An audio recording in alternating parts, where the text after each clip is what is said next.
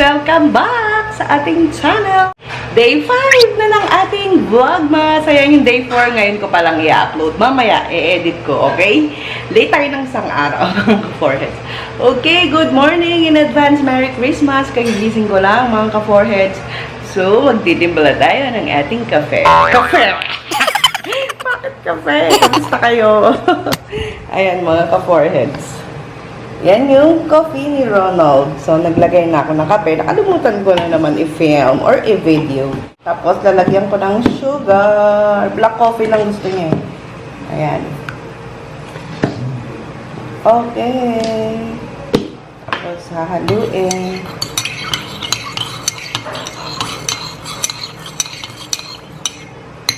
Ayan, meron na tayong coffee ni Ronald. Balik ka later. Hello mga ka-foreheads, ito naman yung aking coffee. Tara! Coffee ko, Becky naman. Ayan, pinakita ko na nga pala sa inyo. Ito yung aking mug. Ayan, magtitimpla tayo ng kape. Ayan, bubuhos lang. Kasi alam niyo mga ka-foreheads, kaya low acid yung coffee ko. Kasi, maasin sa sikmura ko. Ayan. Pero yung alam nyo ba, yung kapeng Batangas, hindi na nga yung sikmura ko doon.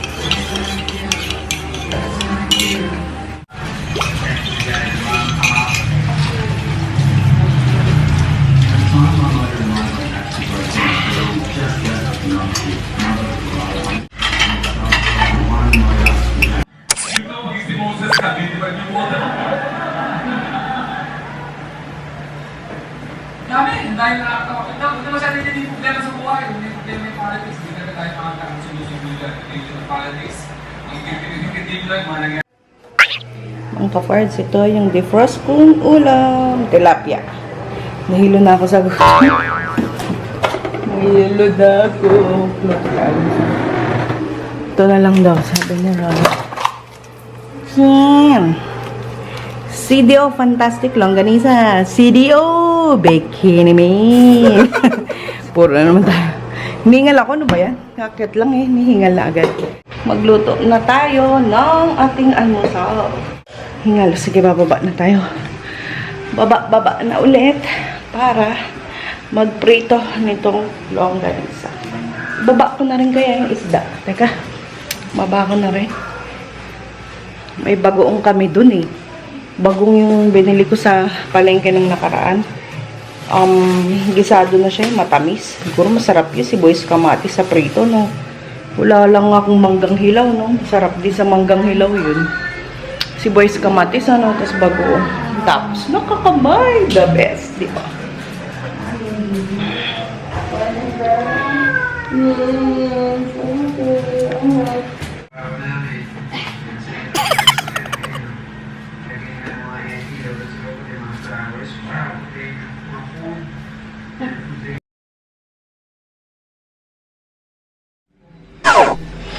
Hello! Magluto tayo ng almusal, mga ka-foreheads. So, ito, hiniwa ko na yung CDO longganisa. Ayan. Kasi frozen siya, so hiniwa ko ng ganyan para malito ang loob.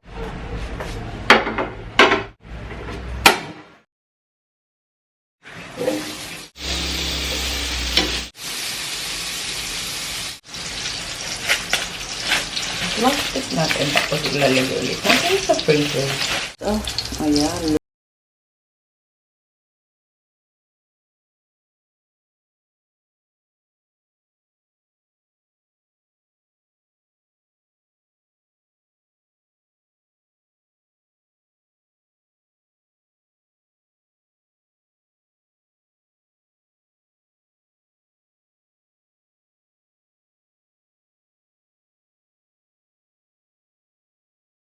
Foreheads, tapos na kaming kumain, kaya ito na ang aming natitirang ulam.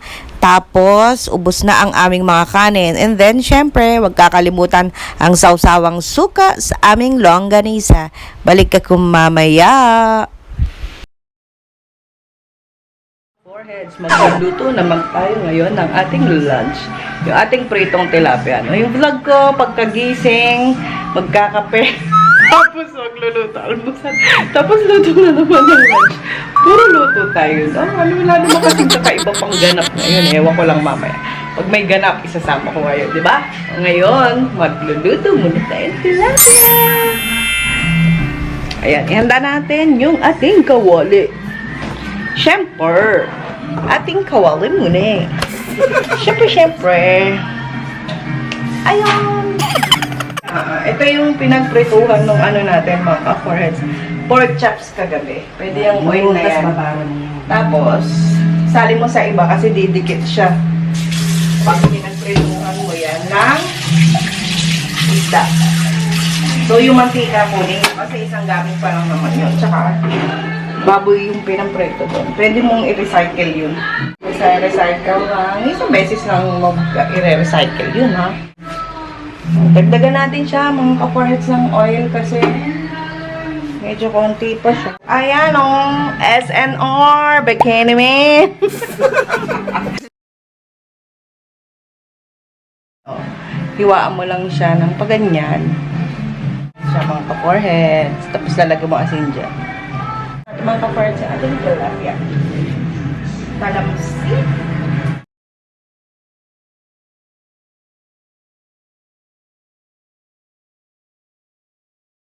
Yan mga ka-foreheads, hintayin lang natin maluto ang ating tilapia. Yung kabilang side, tapos ibabaliktad natin siya, okay?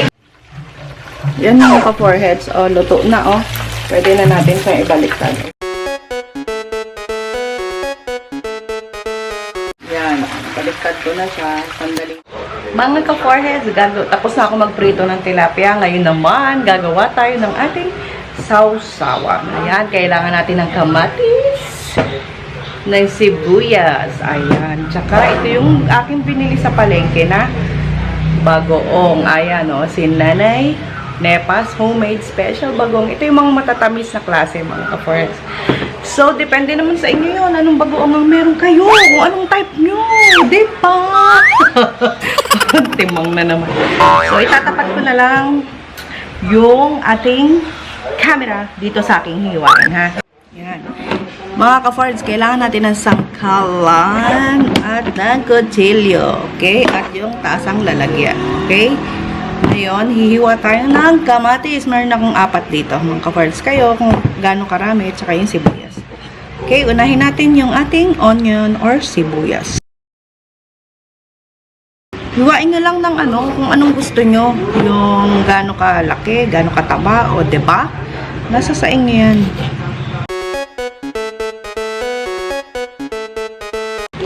Sarap yan. Tapos, di ba, mga ka-foreheads, sa kakamay kapag tilapia. Kulang po nga ito. Dapat mayroon tayong talbos o okra, no? Wala akong yun, eh. Masarap sana yung ganun. Tapos, may manggang hilaw, ano? Wala rin akong mangga. Kaya ito na lang. Kaya nga ni Ronald, wala tayong mangga. Tapos, sabi ko, wala. Hindi ako nakabili. Nakalimutan ko. Sabi ko, baka, di ba, nung Monday ako galing sa palengke, baka ako pagdating nitong weekend, eh, hinog nga. Pero, bakit pwede naman yung manggang, ano, manggang hinog, or yung, ano sabi ko, hindi ba matamis na? Ganun ba yun, mga ka-foreheads? Di ba, ano na yun, matamis na pag hinog? Or hindi, depende, ano. Kasi ano, pag manggang hinihilaw or kalabaw yun, talagang maasim. Ganun ba yun? Di ba yung pag bibili tayo ng sausawan, yung kulay green na mangga, maasim yun. Ewan ko lang pag nahinog yun, kung ganun pa rin siya kaasim. Punta na tayo sa ating kamatis. Kamatis naman ang ating hiwain. Ganun lang din kung anong trip nyo. Basta maliliit siya na hiwa. Wala namang ano kung anong klaseng hiwa mo yun, di ba? Basta yung maliliit na pang sausawan. Yan, ganyan lang, oh. Di ba?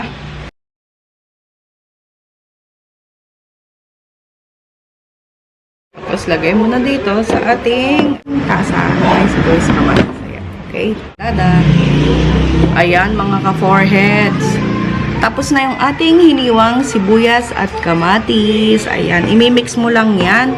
Tapos, pwede mo na lagyan ng bagoong. Pero ako, hindi ko muna lalagyan kasi baka yung iba ayaw ng may bagoong. Nasa sa inyong option yan, di ba? Lagyan natin ng asin at hahaluin. Ayan, mga ka-foreheads. Meron tayo dito ang asin. Ayan, sprinkle nila asin. Ayan, again, nasa panglasa nyo yan, ha?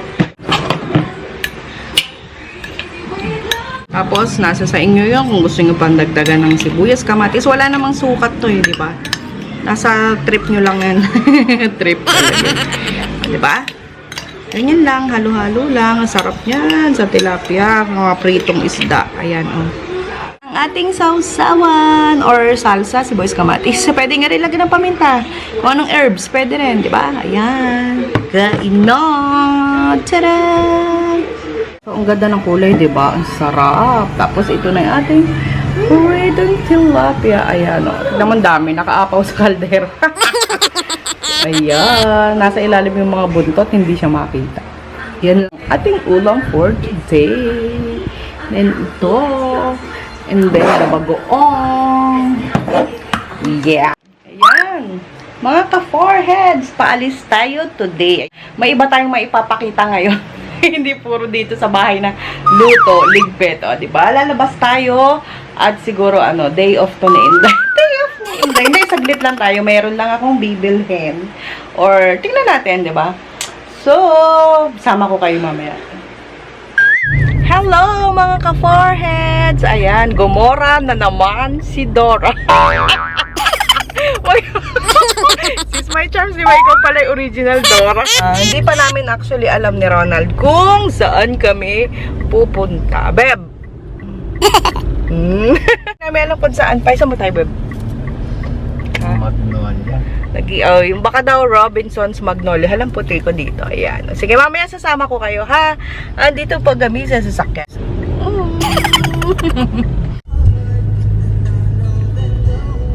Yan mga ka-foreheads, nandito na tayo sa Robinson's Magnolia. Dito na lang namin naisipang pumunta kasi mas malapit. Tsaka meron dyan titignan, diba? Na meron dito sa mall na yan. Nasabi mall na yan. Tagalog na Tagalog. Ayan. Sige, papasok tayo mamaya. Tapos try nating sa bawat pupuntahan namin is makapag-film kahit ng kaunti. Pero depende yun ha, kung papayag yung mismong store na yun, okay?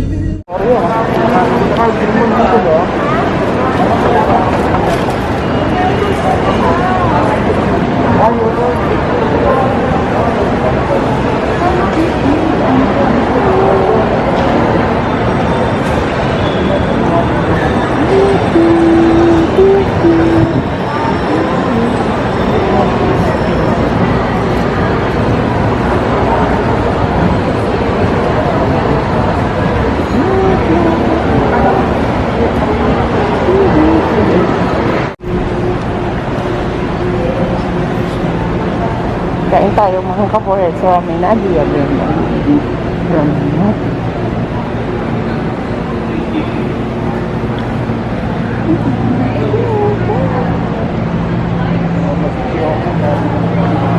Oo nga eh.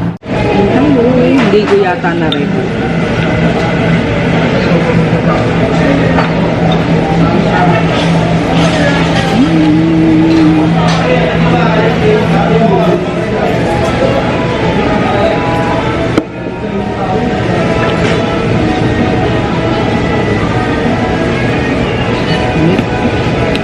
Brown rice siya.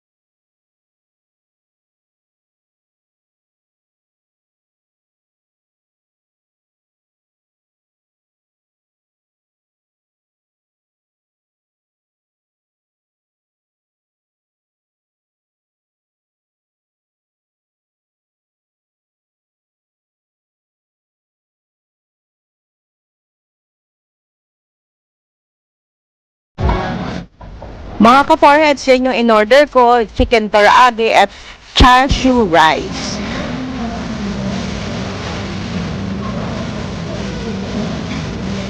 Good evening mga ka-foreheads! Ayan, nandito na ako sa bahay mga ka-foreheads.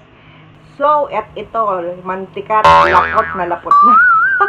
Hindi pa ako naghihilamos mga ka-foreheads, mamaya na lang talaga. Yung pagkahihigat matutulog na mga ka-foreheads, okay? Alam nyo ba, ngayong araw is umalis ako ng bahay or kami ni Ronald, umalis kami. Meron akong mga konting clips pero doon sa mall na pinuntahan namin, Robinsons Magnolia and Fisher Mall, kasi lumipat kami pa uwi ng Fisher Mall kasi may binili ko doon. Hindi na ako masyadong nakapag-vlog kasi ang daming tao at saka madalian din naman yung aming lakad. Kung ano lang yung talagang bibilin ko and yung aking pakay, yun lang yung aming ginawa, di ba mga ka-foreheads? Mabilisan lang naman yun kasi hindi talaga plano or hindi kami maagang umalis. Anong oras na rin kami umalis mga ka-foreheads? Ayun lang. First, bawi na lang ako sa mga susunod ng videos natin, ha? Maraming salamat ulit sa panonood at pagsama sa akin mga ka-foreheads. Hanggang sa susunod nating video. Bye! Mwah! Bye-bye! Advance Merry Christmas mga ka-foreheads! Ingat kayo palagi! Bye! Mwah! Bye!